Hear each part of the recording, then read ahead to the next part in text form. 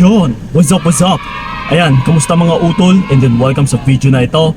So once again, this is pa yung kaibigan ni Kiko. So syempre, usapang pag-ibig na naman. Dahil ito, ang magiging topic natin sa video na ito ay paano makarecover after mag-cheat ang partner. Okay, so ito mga utol, alam nyo, sa totoo lang, once na hiniwalayan tayo, or lalong-lalo na kapag nagloko yung mga partner natin, ay napakasakit nito. Na kung minsan is hindi rin talaga natin alam kung ano ang dapat nating gagawin. Lalong-lalo na kapag nabigla tayo, hindi natin inaasahan, or hindi rin tayo nakapaghanda. Yes, na buong akala natin is hindi ito mangyayari. So ngayon ito na nangyari na. So ngayon, ano ba ang pinakamas mainam nating gagawin? So ito mga utol, una talaga sa lahat, ang kailangan ko talaga dito, yung pinakabala natin ay yung tatagan mo yung sarili mo. Kasi kahit anong tulong ko or kahit anong tulong naming mga coaches, kung ikaw mismo o kung hindi mo tutulungan yung sarili mo, ay wala ring mangyari. So ibig sabihin utol, walang ibang makakatulong sa sarili mo kundi ikaw lang din. Pero ito, tutulungan kita kung ano ang dapat mong gagawin para hindi ka na maguguluhan o para hindi ka na mapapanik, tsaka para hindi ka na rin mabalisa. Yes, nandito tayo utol. May karamay kayo. Yes, may kasama kayo. Nauna talaga sa lahat, walang iba bago natin simulan ay yung kumalas ka muna. Okay, niloko ka na eh. Nag-cheat yung partner mo. So kailangan mo talagang kumalas utol. Kasi once na hindi mo ito magagawa, ay talagang hindi mo rin ito masusunod or magiging palpak rin yung lahat-lahat ng ipapagawa ko sa'yo. Kung hindi ka kakalas.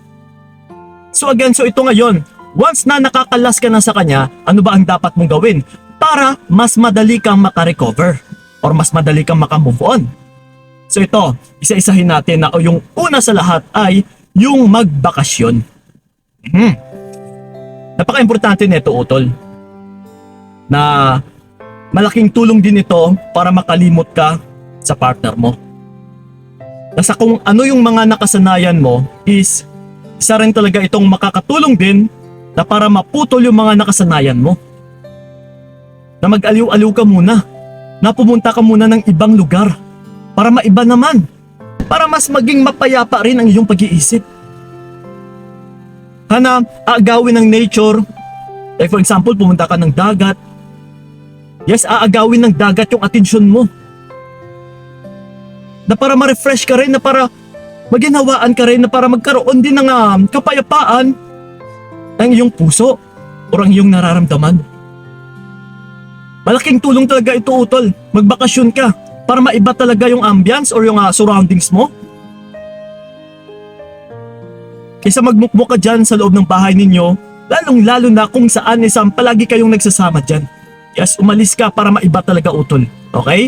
So yon. And then ito, yung pangalawa is huwag sisihin ang sarili. Actually, may nabasa ako na isang therapist na si Dr. Nicky Nance yung author. Na yung sabi niya, once na sinisisi natin yung sarili natin, matatrap tayo. Hindi tayo makamove on. Yes na, kasi dahil may pagkukulang ako. Or mapapaisip ka talaga na ano ba yung mga pagkukulang ko? So, yung pinapapalabas mo dito is ikaw pa yung may pagkakamali. So ngayon utol, kung ito yung palaging nasa isipan mo, ay talagang hindi ka makakaalis sa sitwasyon na kung saan ka nahihirapan. Hindi ka makamove on. Yes. So kailangan talaga utol ay huwag na huwag mong sisihin yung sarili mo. Kasi kung minsan kung ano yung sinasabi ng mga partner ninyo is kabaliktaran lang yan. Or di kaya ay minamanipula ka lang para ikaw rin mismo ay magsisi na yung ipapalabas niya ay ikaw itong may pagkakamali. So huwag na huwag ka pong maniwala. Okay? So yon. And then ito, yung pangatlo natin is mag-isip ng future na hindi siya kasama. Okay? Kailangan talaga is mag-isip ka ng future mo nang hindi siya kasama utol. Like for example na lang na kagaya nito, magtatayo ka ng negosyo na kailangan is iunlad mo rin yung sarili mo or yung future mo utol.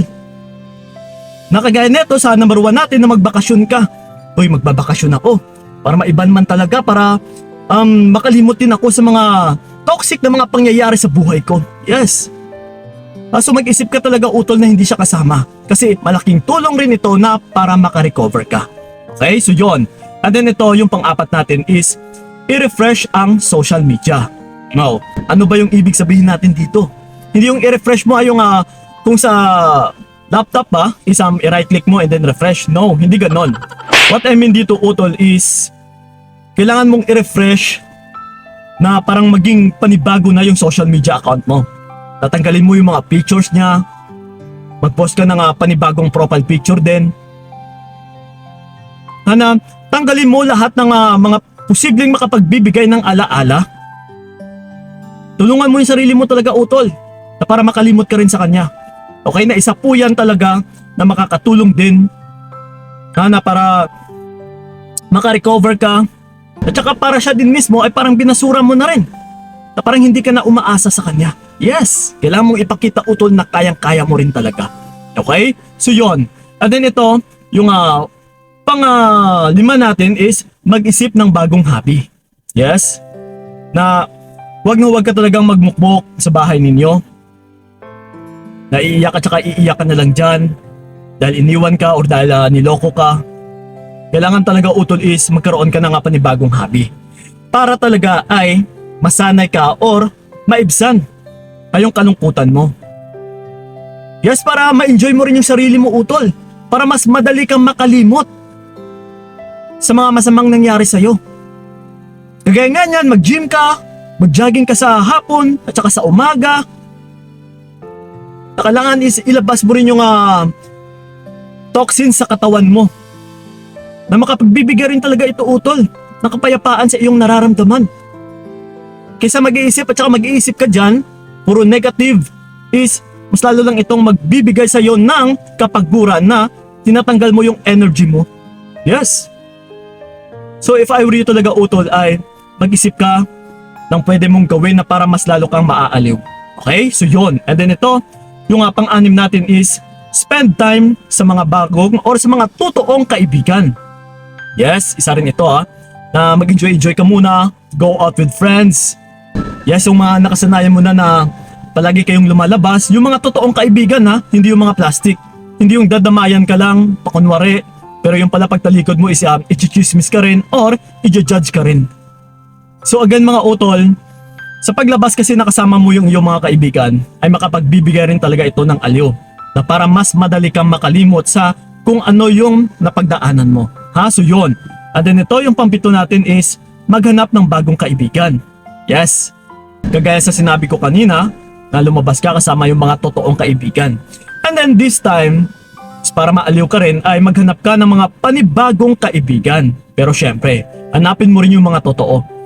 Kasi the more na may mga panibagong kang kaibigan utol ay mas the more kang na-excite na kung minsan ito pa yung magiging sanhi na mas madali kang makalimot sa mga nakaraan mo. Na uy, naka-recover na ako, parang naka-move na ako dahil nag-enjoy ako dito sa mga bagong kaibigan ko. Yes, that's why may mga pumupunta sa gym, sa pag-yoga, sa pag-zumba. Kasi once na nakipag-meet ka for new friends, ay talagang maaaliw ka lalo utol na uy, parang kakapanibago to Parang kakaiba to yung mga kaibigan na to. Parang nag-enjoy silang lahat. Yes. So try nyo po And then ito, yung panghuli is mag-focus sa mga pangarap. Na ito na rin talaga yung pinaka-importante sa lahat-lahat. Yung mag-focus ka sa mga pangarap mo, kagaya kanina din sa sinabi ko na hindi na siya kasama. Na kung palagi ka kasi nag-focus na sa iyong sarili utol na kung anong dapat mong gawin, kagaya nga niya, nagpo-focus ka na rin sa trabaho mo, sa mga pinagkakakitaan mo, sa lahat ng hobbies mo. Yung tipong parang para talaga sa sarili mo yung gagawin mo. Yes. The more kasi na iniisip mo ito utol and then may ginagawa kang hakbang na para mangyari ito, ay mas makakatulong din ito sa para mas madali kang makarecover or sa hinahangad nating makarecover ka agad. Sa taong nag-cheat sa'yo or sa pang-iiwan sa'yo or sa break-up ng relationship ninyo. Yes. So yun po utol yung mga tanging dapat ninyong gagawin na para mas makabilis talaga kayo makarecover or makamove on. Para mas makita nyo rin yung halaga ninyo sa inyong sarili. Yes, manumbalik muna kayo sa inyong sarili talaga. So yun po, again, uulitin ko. Walang ibang makakatulong yan, utol, kundi ikaw lang din mismo yung makakatulong sa sarili mo. Kailangan ka ng sarili mo, utol. That's why kailangan mo rin itong isalba. So yun lang po. Maraming salamat. So ingat kayo. God bless and babush! Binigay ko lahat para wala kang masabi. Kaya nga hindi